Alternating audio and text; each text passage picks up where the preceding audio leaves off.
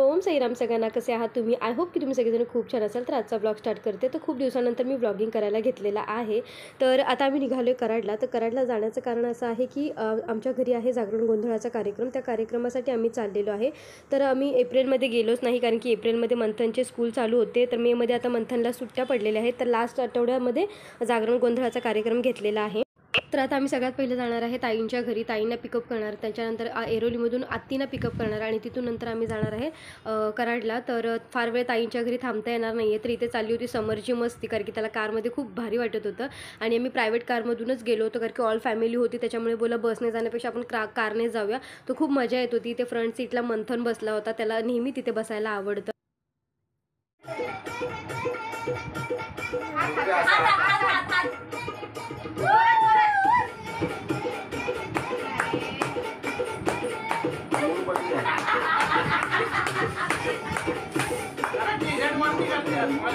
तर आता आम्ही निघालेलो आहे. तर ताईंना वगैरे पिकअप केलेला आहे आणि ताईच्या घरीच आम्ही जेवलो. खरं तर मी इथून निघताना छोल्याची भाजी वगैरे करून घेऊन गेले होते. ताईंना सांगितलेलं तुम्ही चपाती आणि भात करत, आम्ही तिथेच येऊन जेवू. तर आता मस्तपैकी पोट भरून जेवलेले आहे. तर आता आम्ही निघालो आहे.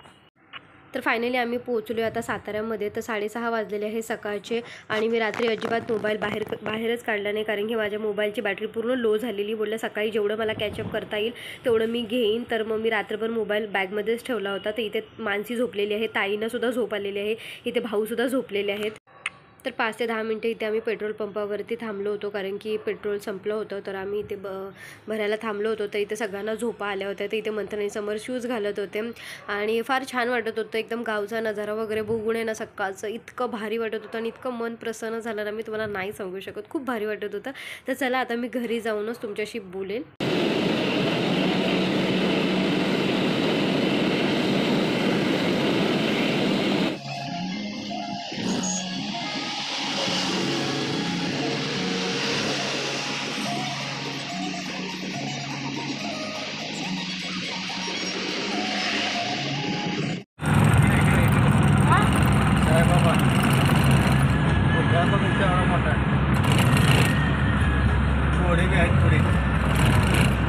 शिवाजी महाराज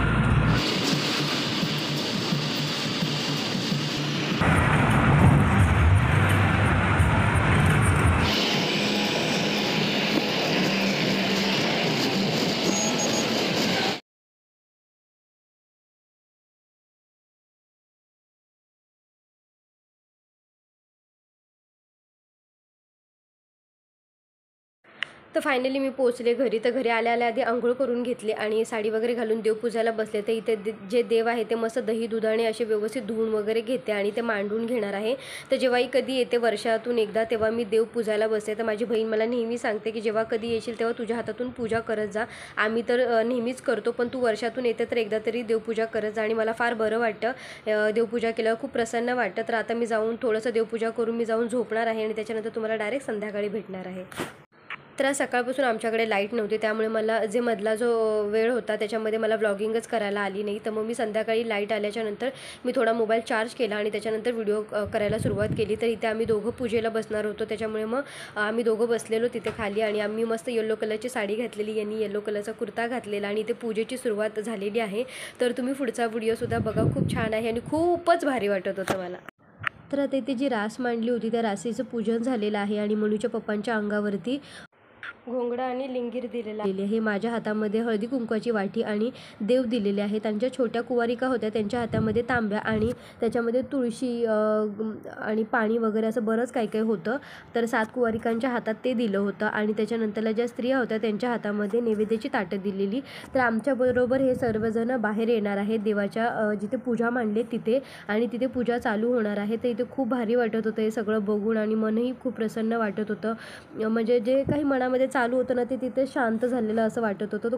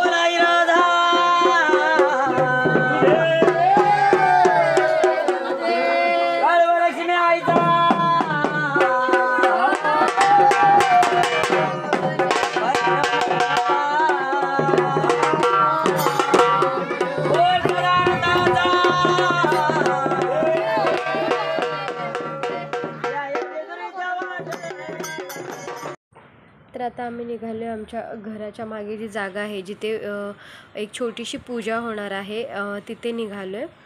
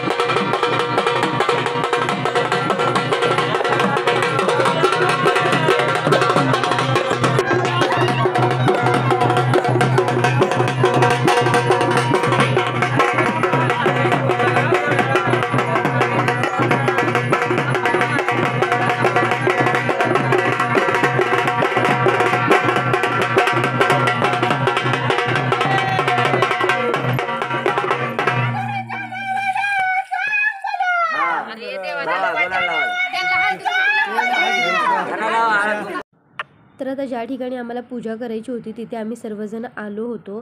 तर हे आमच्या घराच्या मागचाच अंगण आहे, तिथे आम्ही आलो होतो आणि तिथे एक छोटीशी पूजा करणार होतो. तर तिथे ना त्या मावशी होत्या, त्या मला सांगत होत्या की तुला कसं कसं आणि काय काय करायचं आहे. तर त्या पद्धतीने मी ते करत होते.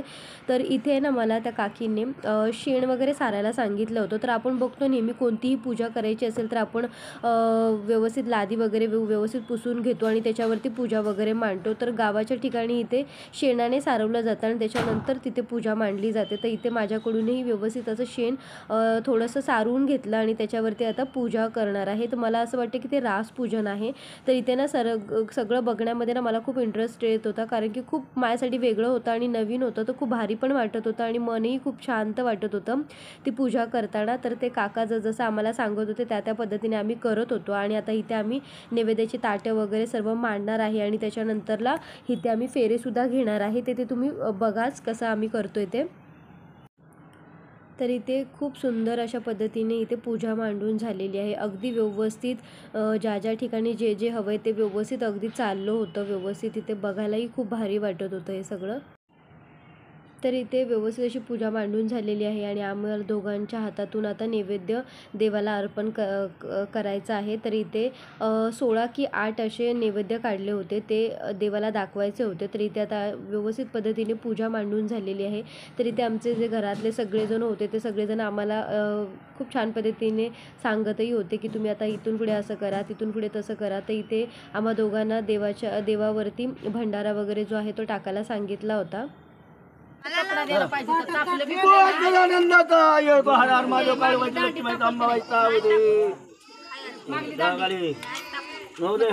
घ्यायचा त्याच्यात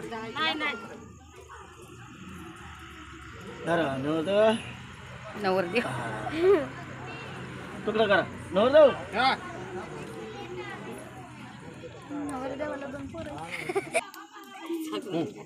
बोल सदानंदाचा हर हर महादेव काळवंत लक्ष्मीबाईचा अंबाबाई थांबू दे. बोल सदानंदाचा उदळा ना पुढं.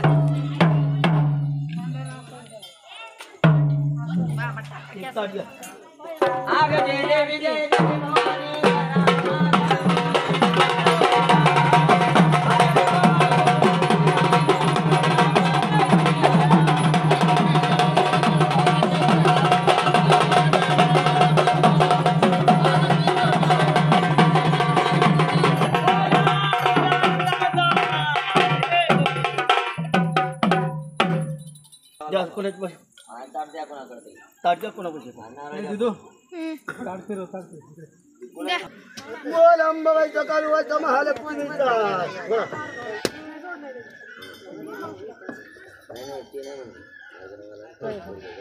बोल सदानंदाचा.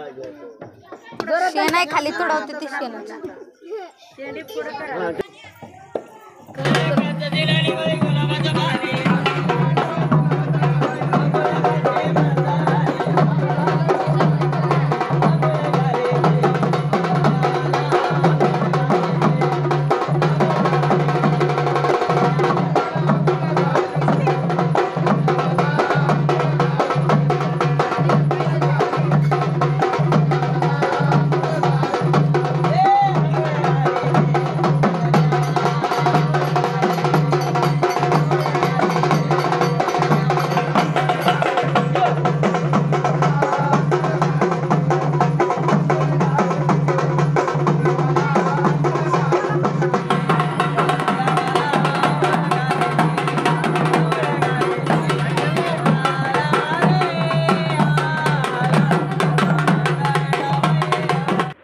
तर आता इथे पूजा करून झालेली आहे आणि आता इथून पुढे जेवणाचा कार्यक्रम आणि त्याच्यानंतरला रात्रभर वाघ्या मुरळ्याचा कार्यक्रम होणार आहे.